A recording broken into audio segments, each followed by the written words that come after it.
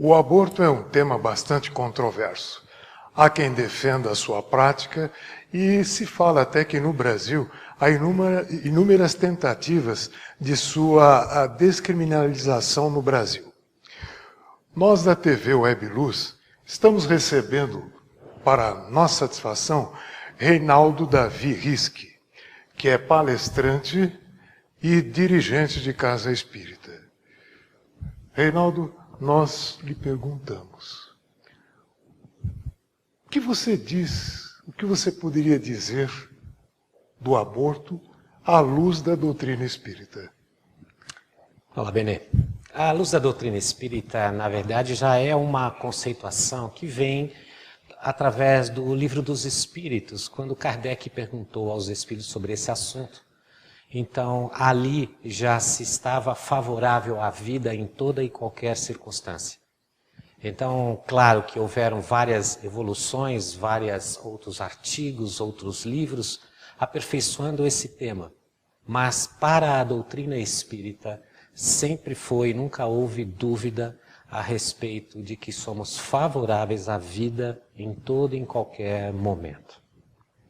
Da gestação. E normalmente se fala aquela clássica expressão, né? Que se diz que se chega na casa espírita por amor ou pela dor. É um tema bastante difícil, né? E como receber essas pessoas que estão talvez em vias de praticá-lo ou já passaram por esse período, eu diria que difícil? Eu diria que aquele que tem contato e é um estudioso da doutrina espírita passa a ser um privilegiado.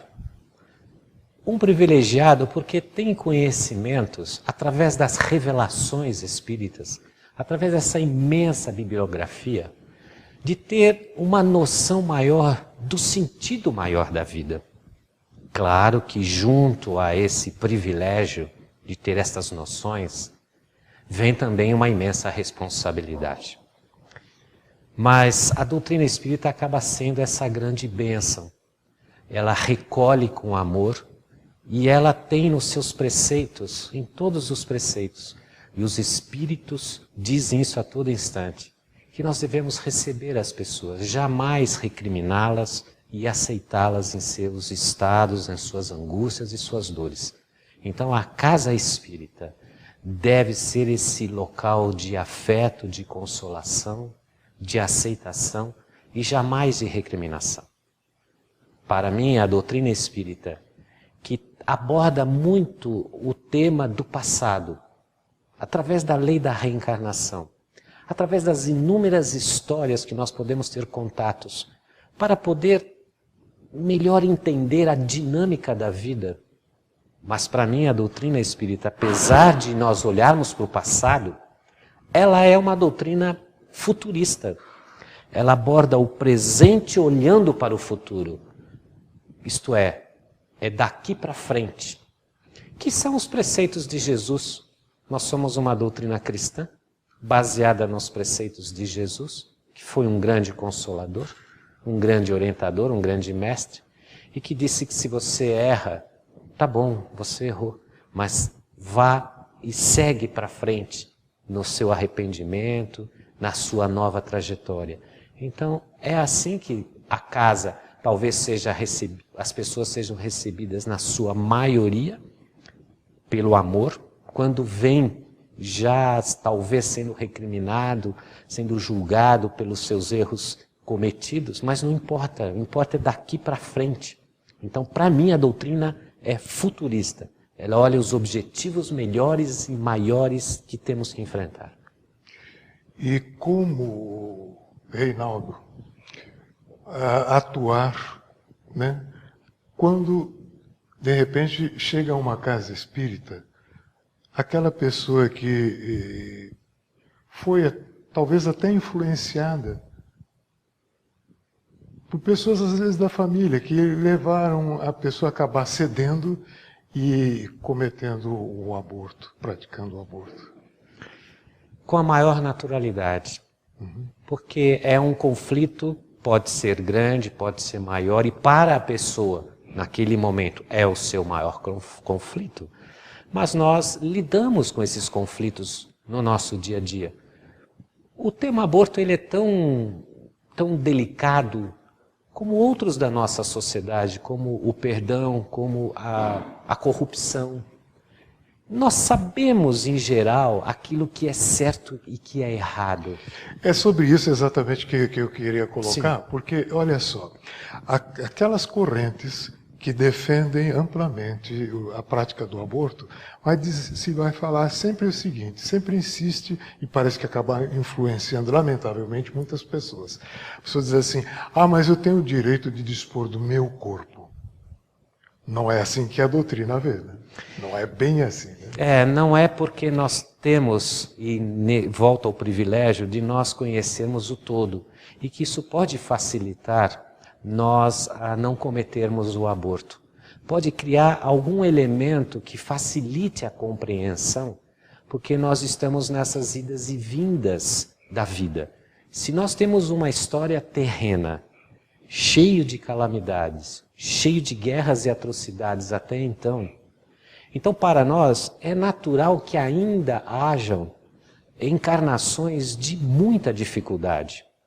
Mas essas encarnações ou reencarnações de muita dificuldade para o espírito ou para os pais fazem parte de um reequilíbrio desses seres perante a eternidade. Essa é a bênção do conhecimento. Quando nós olhamos o todo e deixamos de olhar apenas uma pequena parte, que no momento sabemos que é muito difícil você ter algum filho em condições difíceis, que são várias. Mas a doutrina tem este lado, este consolo, essa visão de algo muito maior do que essa encarnação. Você diria, como já se afirmou tantas vezes, né, se afirma em muitas casas espíritas, a imensa quantidade de espíritos que precisam reencarnar, estão numa fila imensa para reencarnar. Então, se há a possibilidade desse serzinho ingressar nesse mundo aqui, então há uma razão, né? Isso tem que ser passado para as pessoas, né? A necessidade do reencarne daquela pessoa, né? E não há acaso nas leis da natureza, nas leis de Deus. Isso são preceitos bastante básicos, mas profundos da doutrina espírita, porque requer um estudo para se entender esta lei, que não existe a lei do acaso, porque existem as leis da sintonia, as leis das vibrações, das ondas, das nossas emissões mentais, e tudo isso faz parte do nosso círculo de atividades, de ações, de relacionamentos, de pensamentos, de palavras. Então aquilo que acaba acontecendo conosco, mesmo para uma menina de tenra idade, mesmo em casos de estupros, não deixa de fazer parte de um todo deste ser, de um todo de vibrações, de uma história longa que vai além desta encarnação.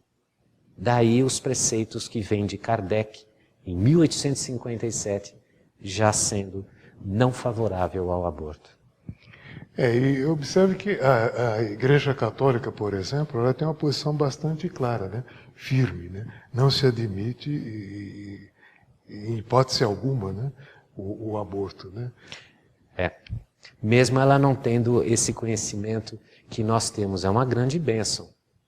Eu sempre valorizo muito as pessoas que têm uma fé profunda, sem ter toda a visão que nós temos das leis da vida, das múltiplas encarnações. É uma valorização grande. Então, para a Igreja Católica, eu acho que é um grande mérito ela ter essa posição e ela contribui muito com isto. Por exemplo, o Divaldo Pereira Franco, ele tem uma história vivida por ele e eu acho muito significativo porque ele tem mais de 80 anos hoje, então ele viveu já inúmeras histórias. Então essa história da irmã dele que se suicidou quando ele tinha 6 anos de idade, e ela, a Nair, a irmã mais velha do que ele, chamava ele Didi. E ela se suicidou por motivos outros que não importa agora. E a mãe, 32 anos depois, estava desencarnando e teve uma visão da Nair, 32 anos depois, dizendo: mãe, venha me consolar, venha me apoiar. E Divaldo também acabou vendo essa cena, ele conta. E ela disse para o Divaldo que... Mãe, o Divaldo falou para ela: mãe, você já tem todos os direitos de seguir a sua trajetória, de estar nos reinos mais felizes. Ela falou: não, enquanto eu não ver a Nair bem, eu não vou descansar. Aí Divaldo fala: passam-se os anos. E aí ele recebe uma notícia da mãe dizendo: daqui uns 2 anos Nair vai reencarnar. Ele esquece, passa o tempo e de repente tocam lá na mansão do caminho uma senhora, uma mãe negra com uma criança negra em situação paupérrima, assim, raquíticos. Divaldo é chamado, levam ela para dentro, eles acolhem, dão para essa criança, dão de leitinho devagarinho, porque ela comia, disseram que comia um papelão com água e sal, de tamanha dificuldade que esta mãe. E a mãe falava: salve minha criança, eu não me importo, mas salve ela. E Divaldo falou: você é uma mãe digna, nós vamos salvar os dois, fique tranquilo.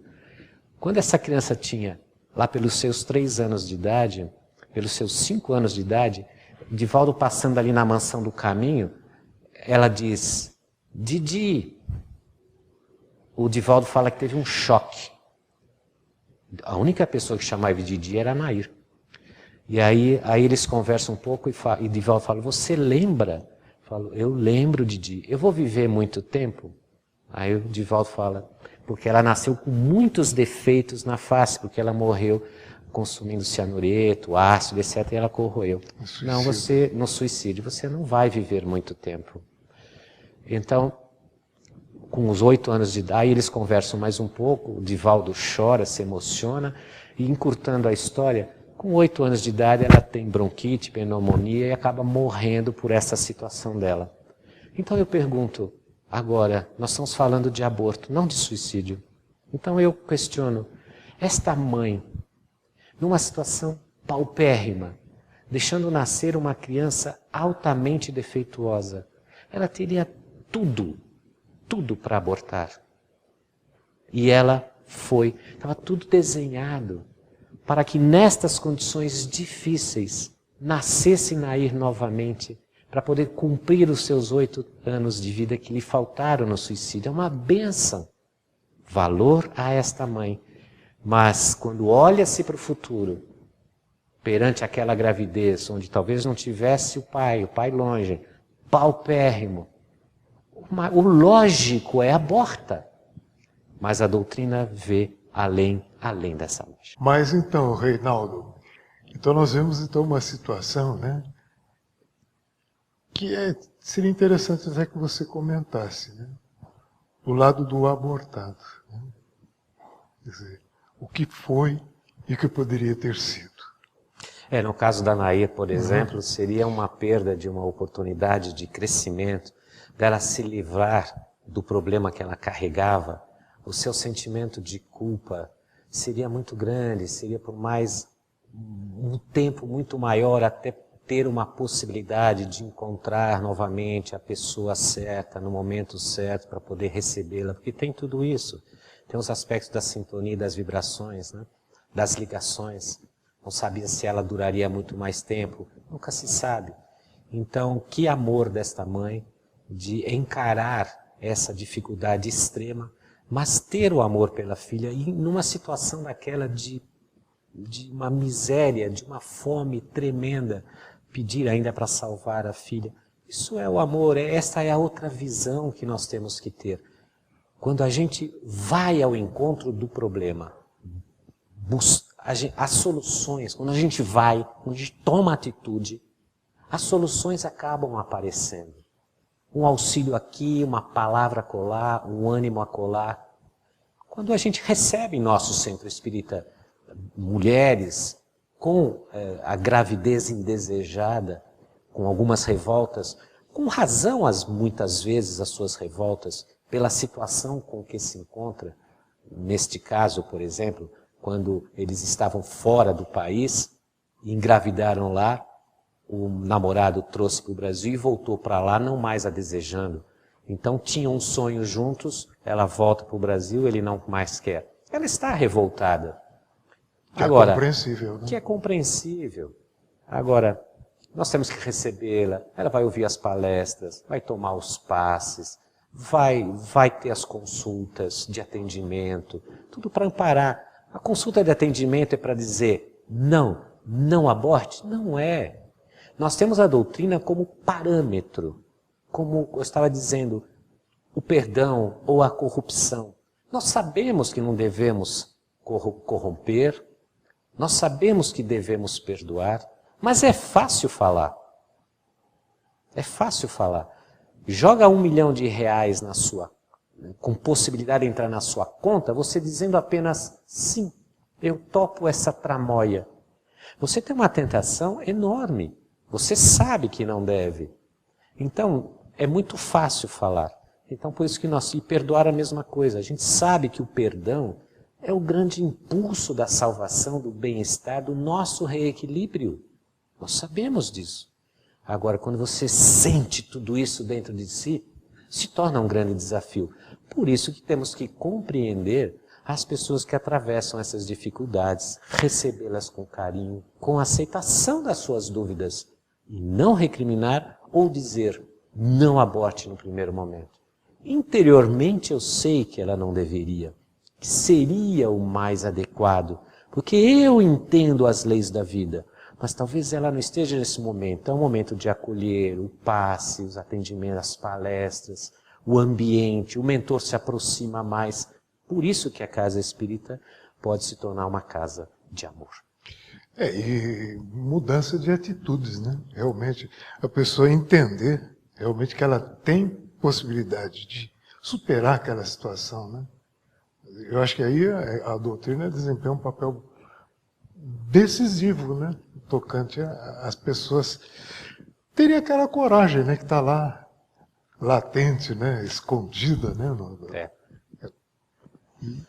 E nós temos uma bibliografia grande na doutrina espírita, com vários livros relatando vários casos. O Esculpindo o Próprio Destino, do Espírito Lúcio, através do médium André Luiz Ruiz, ele conta a história do deputado Oliveira, que foi um deputado aqui no Brasil, que era muito a favor do aborto, desencarnou, foi recebido no plano espiritual pelo umbral, pela equipe favorável ao aborto, essa equipe que comanda milhares de espíritos. E esses espíritos, na qual o deputado Oliveira fazia parte, eles são favoráveis ao aborto pela regra da lei do ventre livre, nas expressões deles do plano espiritual inferior. O que quer dizer a lei do ventre livre? Porque eles podem, quando eles têm licença do maioral, aquele que coordena esses milhares de espíritos, licença para vir à Terra, saindo das zonas umbralinas, ele, principalmente, quando o livro relata, na época do carnaval, quando eles têm um prêmio que este maioral das trevas dá a eles, através de alguns critérios que o livro detalha de uma forma muito interessante, eles vêm à Terra para poder ter as suas orgias, ter os seus bacanais, ter os seus prazeres. E eles lutam pela lei do ventre livre, justamente para eles não serem pegos na lei da reencarnação. Porque o maioral deseja que estes continuem no seu reduto, para ele ter o seu poder e fazer o seu reduto, não é? Como a sua vida. Então a lei do ventre livre, esses espíritos inferiores são favoráveis a que o aborto tenha para que eles não sejam obrigados a reencarnarem. Porque a gente sabe que existe também o chupão. O chupão é aquela reencarnação que necessariamente ela não é totalmente programada. E nessas orgias, nessas influências que eles podem estar nessas grandes festas, eles podem ser aproximados de alguns casais por este chupão, por essa sintonia. E aí, então, eles são pegos de algo que eles não querem. Se o aborto é liberado, eles voltam rapidinho. Então, eles lutam junto aos deputados de Brasília. O livro relata como eles atuam na mente dos deputados para provarem aqui no Brasil a lei do aborto. Ainda bem que ainda o Brasil ainda não entrou nessa. Deu uma brecha agora na abertura da anencefalia, daqueles fetos que já estão previstos que não têm cérebro. Então a lei brasileira já chegou aí, já está dando o direito ao aborto. O que é perigoso, hein? O que é perigoso, porque é uma brecha. Exatamente. Para que amanhã a mãe, os pais, enfim, vê uma doença qualquer naquela criança, começam a pressionar o Congresso para que também as outras doenças sejam factíveis do aborto. E o aborto é isso, é contra a vida dos espíritos que precisam reencarnar, de cumprir as suas tarefas. A doença está no perispírito. E o reencarne é uma limpeza espiritual deste corpo espiritual, que é o perispírito, claro, para o espírito poder seguir a sua trajetória. Enquanto isto não acontecer, ele fica preso, ele está nas amarras. Então, mesmo que hajam reencarnações de anencéfalos, de doenças graves, de espíritos grudados, que são duas cabeças e um mesmo corpo, siameses, né? Que são siameses, né? São provavelmente, e eu sempre gosto de usar essa palavra, provavelmente são pessoas que se odiarem são inimigos de outras eras e que acoplaram os seus perispíritos de tamanha força que houve a necessidade de nascerem juntos, para poderem, depois desta encarnação, com um pouco mais de aceitação, conseguirem novamente terem a sua liberdade. Então, por isso que é uma bênção a visão espírita. É tratamento para eles e para os pais, ou como missionários, ou como seres que estão entrelaçados nessas histórias e que devem aprimorar o seu amor desta forma. Quantos casos a gente vê de pessoas que têm filhos com alto grau de problemas e o amor toma conta da família, toma conta dos pais, com uma alta dedicação a esses seres. Então é maravilhoso, é uma bênção ter esta visão. Eu acho bastante interessante isso que você está falando, porque exatamente por isso. Recentemente, eu soube de casos, né, e são vários, né, que aqueles casais que optaram por ter realmente filhos doentes, né, com problemas mesmo, com muitas limitações.